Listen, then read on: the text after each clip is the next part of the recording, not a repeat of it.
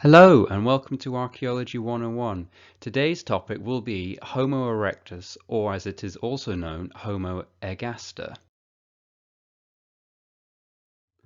I'll begin by just contextualizing erectus in its historical terms and its significance currently. So when it was first discovered in the 19th century, Erectus was seen as the link between ape and man, as it was put back then. We know that's not true anymore. There's a whole spectrum of other human species in between Homo sapiens and Erectus. However, at the time, they were only the second Homo species to be discovered. Neanderthals had been discovered before Erectus. However, we now know that they are probably the first humans to venture outside of Africa, and they seem to be a milestone in human physical and cognitive capabilities. So they look relatively modern in comparison to what came before them, like the Australopithecine species, and cognitively they probably were some of the first human users of fire and were potentially the first hunters as well. And we will learn more about that in just a moment. Homo erectus fossils were first identified on the island of Java in 1891, but they were given the name Anthropopithecus erectus in 1893, and in 1894 that name was then changed to Pithecanthropus erectus, and it wasn't until 1950 until we know the current version, Homo erectus. Fossils of Erectus have been found in China since the 1920s, and then there was a successive period from the 1930s that African Erectus fossils were discovered, very successful discoveries in the 1950s and 70s. Then in 1975, Groves and Mazak coined the term Ergaster, and I will talk about that later in the slideshow, but you will see references to Erectus and Ergaster in the literature. Essentially, they mean the same thing, but I will talk about that later. Interestingly, a primitive Erectus species was also found in Dominici, Georgia in the early 90s, and I'll also talk about that in a second. And more evidence for Erectus was found in Spain and also Italy. Erectus was thought to have evolved in Africa by perhaps 2.5 million years ago, and we have evidence of Chinese fossils dated to around 1.7 million years ago, and it is widely believed that Erectus left around 2 million years ago, and they spread over Asia, Georgia, and possibly Spain and Italy as well, or a Homo species that was very similar to Erectus. So now let's go into the trap of Erectus or Ergaster. Like I said, you will see these two variations in the literature. In the mid-70s, it was thought that there wasn't enough distinction between African and Asian variants of Homo erectus, and archaeologists love to make subcategories, and they did this here as well. So there seems to be some very vague variations in African erectus and Asian erectus, some slight physiological variances. So the rule is Ergaster is the African variant and Erectus is the Asian variant. So that's the explanation for that. And I will, for ease, refer to Homo erectus as Homo erectus. So I see them as interchangeable here, but people get very upset if you don't deliberate. To make matters more confusing, there is an outlier, and that is the Dominici fossils, which were discovered in 1991. They were dubbed Homo georgicus because they were found in the state of Georgia. They date to around 1.8 million years ago, and they appear to be a primitive, in air quotes, version of Erectus, meaning that although there are older Erectus species from 2.52 million years ago in Africa, these from 1.8 million years ago, which have left Africa and are in Eurasia, they're smaller, they have smaller brains, they're smaller in stature, and that's quite unusual, seeming as they're not founder species, they're not the oldest ones we found, but they just don't seem to reflect the other contemporaries. They have smaller brains, around 600 cubic centimeters, but they are tool users, and interestingly, there appears to have been compassion for older group members who even may have been a detriment to the group's safety or speed of travel. An old male who had no teeth was able to survive, presumably from aid granted to him by his group, who potentially either sourced softer food for him or may even have chewed up hard foods for him to then consume without his teeth, so he could consume those then mashed up, masticated, harder foods. So this really does confuse things. Where this goes, I'm not entirely sure, but it doesn't seem to have ruffled too many feathers in the archaeological community. But doubtless there will be another outlier which completely upturns the egg basket all over again.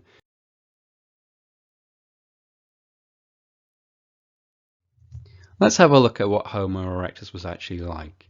They're generally seen as a short and stocky species with larger muscles, teeth, and thicker bones than Homo sapiens.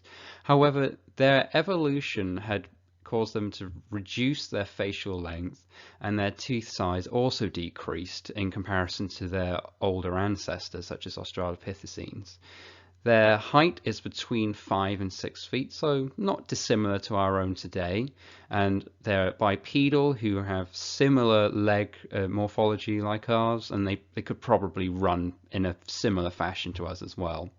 And their skull sizes were beginning to increase in comparison to their older relatives, with brain sizes either side of 1,000 cubic centimeters, which doesn't mean a lot in terms of intelligence. We can't really dictate that from brain size alone, but it is showing that brain size has increased quite radically from the smaller brained habilis, for example, or the Australopithecines, who had brain sizes around below 800 cubic centimeters, shall we say. The diet of Erectus may have been the cause of its physiological changes, so let's have a look at that now. They appear to have eaten a mixed diet of meat, fruit, nuts, and other plants such as tubers.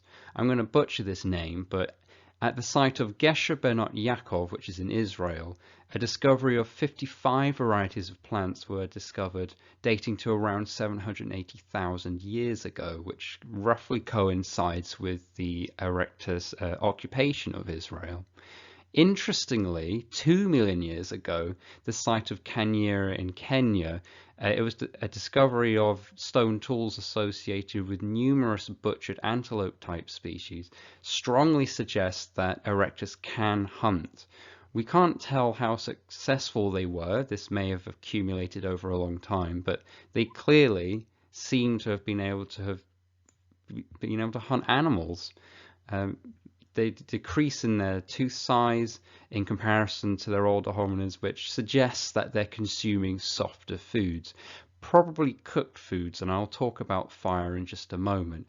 But soft meats, for example, requires less muscle mass in the face, so you have smaller jaw muscles, and you don't need as large teeth because you're not consuming as many hard seeds and nuts. And this, like I said, may be that dietary changes were a major driver for an expansion in brain power, which is you need a good fuel source, and meat is a very good fuel source to power a large brain. So let's move along to fire. There have been numerous studies in Africa, China, and Indonesia that have suggested to have found evidence of the earliest fire, dating between 1 million to 600,000 years ago. Unfortunately, most of these studies have been from open-air sites where fire could easily be from natural sources, and their samples used are usually under scrutinized and not collaborated on. However, we do have some very interesting data from a cave site. The Wonderwork Cave in South Africa, which there is an image of to the right of the screen, demonstrated burnt bones and grasses dating to about 1 million years ago. And this is pretty good evidence, as caves are more secure than an open air site and less vulnerable to contamination by natural sources of fire. And burnt bone is a very good indicator of unnatural fire, or anthropogenic fire as it's called. And there are other sites that have confirmed roughly contemporary dates in Africa, such as the Schwarzwald cave. And supposedly fire becomes more visible in the archaeological record about 400,000 years ago with later Homo species such as Neanderthals and Heidelbergensis. But for now, let's say we have a pretty much definitive date that Homo had fire about 1 million years ago, potentially earlier, but 1 million years ago is more definitive. Let's discuss now what you could describe as Homo erectus's culture. Homo erectus was making complex multifunctional tools such as the Acheulean hand axe, which was an entire industry which stretched from Africa all the way into Eurasia. They're quite uniform, being a stone tool which is usually ovate in shape, and they're generally napped on both sides, so both faces have been worked, which is why they're called bifaced tools. And these seem to be some sort of chopping penknife kind of tool used for all sorts of processing. I have seen somewhere that they were used as projectiles. I don't know how much faith I put in this hypothesis. Just by looking at them, they don't look particularly aerodynamic, so I don't know why they would be specifically throwing tools, but there is evidence that Homo erectus was very good at throwing. In fact, there's been quite a few studies into shoulder morphology of Homo erectus, and it shows that Homo erectus shoulders are very similar to our own, and most likely they're capable of throwing objects at high speed. But there are no direct evidence for erectus making spears, but they potentially could have made sharp sticks which allow them to obtain meat via hunting, or at least before other scavengers. Initially, in the 20th and the 19th centuries, no one really checked for art. There doesn't seem to be any obvious types of non-practical material culture.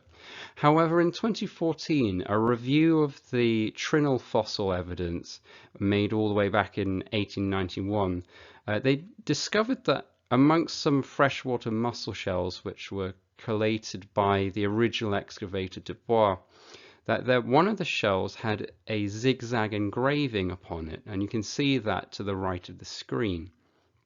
This clearly is an aesthetic. How much we should put behind it, it could simply be an idle engraving.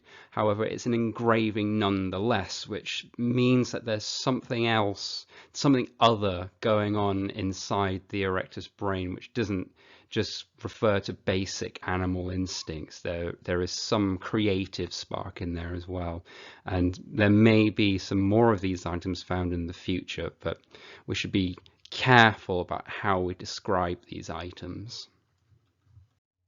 I've given you a basic overview of Homo erectus, so let's just conclude here with what we've learned today.